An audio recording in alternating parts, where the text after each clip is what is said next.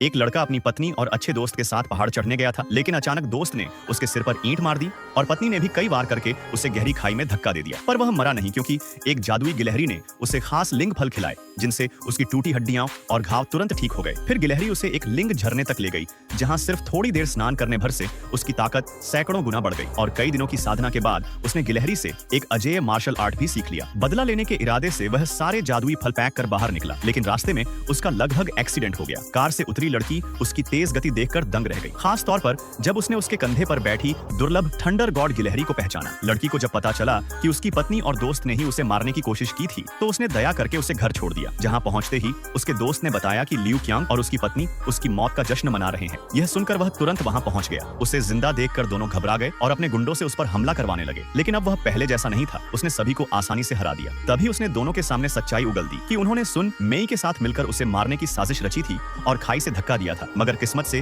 वह जिंदा लौट आया है। लोग हैरान थे कि लियू क्यांग और सुन मेई इतने क्रूर कैसे हो सकते हैं, जबकि लियू क्यांग डर के मारे झूठ बोलते हुए कह रहा था कि उसने कभी उसे मारने की कोशिश ही नहीं की, और लिन फेंग हल्की सी मुस्कान के साथ उसकी सारी सफाई सुनते हुए साफ बता रहा था कि अब उनके किए का पूरा हिसाब चुकाया जाएगा। नेक्स्ट पार्ट के लिए चैनल सब्सक्राइब करो।